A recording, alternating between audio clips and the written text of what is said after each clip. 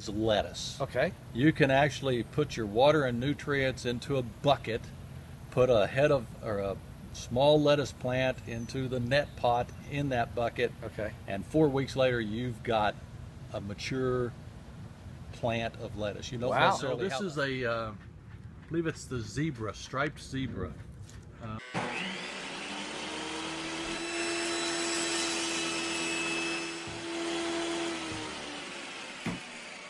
Well, this is a flower bed that we put in mainly for sunny perennials. Okay. Now, in a barter exchange, because when I was doing the greenhouse, I had a whole lot of extra lantana, and so I traded lantana for, it came up with some zinnias, and so we just kind of walk around them. You've got some hardy hibiscus. We just really have a lot of success growing these asparagus ferns. They just really do well here. We have a sandy soil. We're in the cross timber belt, and that's an ancient forest that goes all the way from Oklahoma and ends at about Flower Mound. And so we're in a little strip of sandy soil, and so we can grow things in this area that most people in the Metroplex can't. Big clump, but it's a start. We got a couple coming in here. Tell me what kind of onions you got here. This is just a combination of red, white, and yellow, and I've got a bunch of garlic also, which Garlic planted at the same time? yeah, it was all planted at the same time. Harvest same time? Yep, harvested at the same time.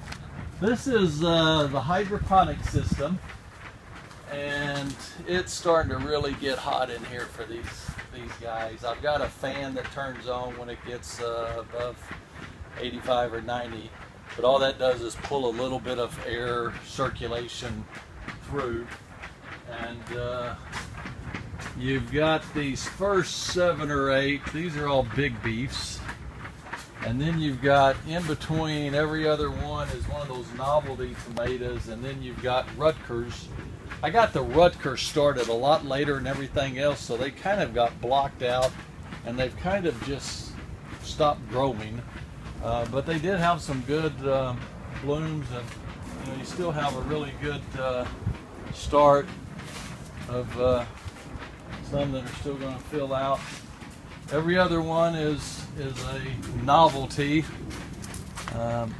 This is the Zapotec. See, it's pleated. The Zapotec. The pleated Zapotec. This is the green grape, which at first I was real concerned because I thought actually at maturity it was green, and I thought, well, if it's a green tomato, how do you know when it's ripe to pull it? But it actually, they just, when they're clustered, they look like grapes, but they do turn red, and they are really, really sweet. You don't really have a problem taking one and just eating it off the vine because I don't use any pesticides or herbicides. So they aren't as full as they normally are. You could have fooled me. All right, so Kelly, explain to me how this works. Yeah, how this works. Okay. And how tall are these tomato plants, would you say? Well, my reach is right at 8 feet. And so you've got another 4 or 5 feet above here, but you do have to take into account that the base of the plant doesn't start for almost 2 feet. So these are, the tallest ones are at least 10 feet. Okay.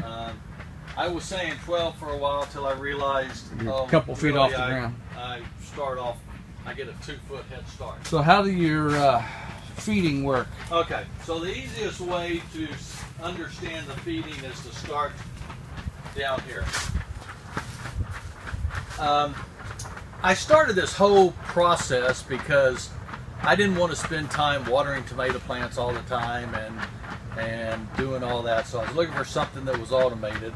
And the hydroponic system, this little timer turns on 3 times a day for about an hour.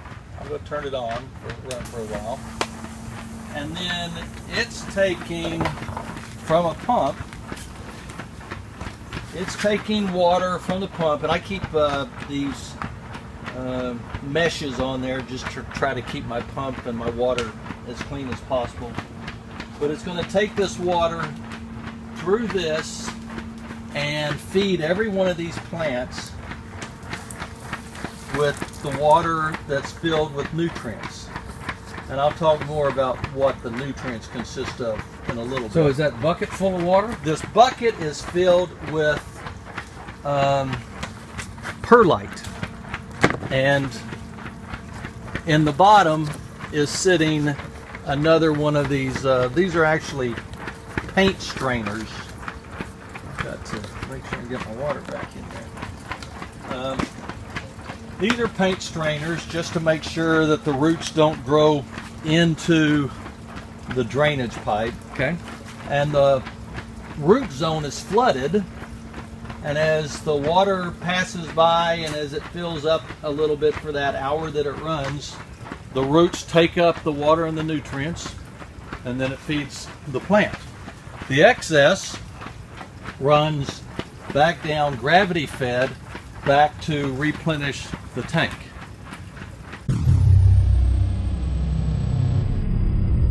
Float in here, and when the water gets low, it fills it back up.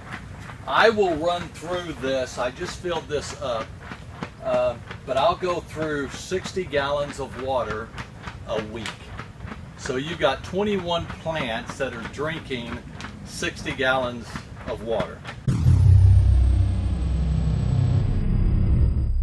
First thing I do is I balance my water, my pH, because I use well water. Okay. But the pH from my well water is about the same as the pH from my house water, so I still would have to drive my pH down. So I adjust the water first, and then I put in the amount of the nutrients I use. It's called Master Blend, Epsom salt with it, and the pH, and then there's a calcium nitrate that I also put in.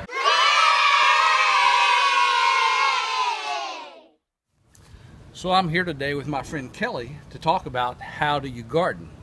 Kelly, you have a wonderful backyard. Tell me a little bit about it. Well, got a little bit over 2 acres here. We've been here almost 10 years. When I first moved in, I thought it was going to be a 5-year project. Now it's past the 10-year project, and it's going to continue on. But you know, we've put in all the pine trees and all the flower beds. And we continue to just keep adding. We're fortunate enough to have a greenhouse that we can overwinter a lot of plants and do a lot of gardening projects. Well, as we like to say, gardening is a journey, not a destination, and it seems like we'll never get there. That's right. I don't know if I'll ever get there, but I'm going to keep trying. Okay. Well, Kelly, what kind of motivated you to garden, or what do you like about gardening?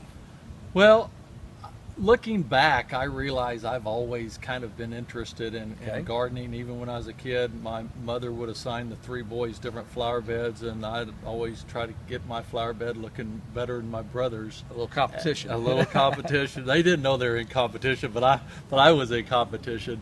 And moved around quite a bit with the military and with corporate America, but I always had a garden. Even when I lived in married student housing at Texas A&M, I had a vegetable garden outside the old house. And as we were able to get more settled, I was able to expand my interest and really found out that you know, that horticulture and growing is really a passion of mine. Okay.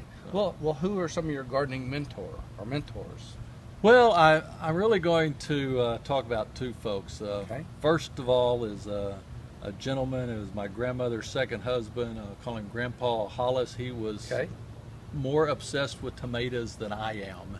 That's hard to believe. No, he was pretty obsessed with them. And as he got into his statesman years, we would have to plant his garden farm, and I learned about tomatoes from Grandpa Hollis. And great, you know, even growing tomatoes to this day, I think about how much he enjoyed them. But Kelly, what level of gardener would you consider yourself? Well, I consider myself above average, maybe intermediate. I wouldn't Okay. necessarily say advanced. I think he's fudging a little bit, folks. I wouldn't necessarily say advanced.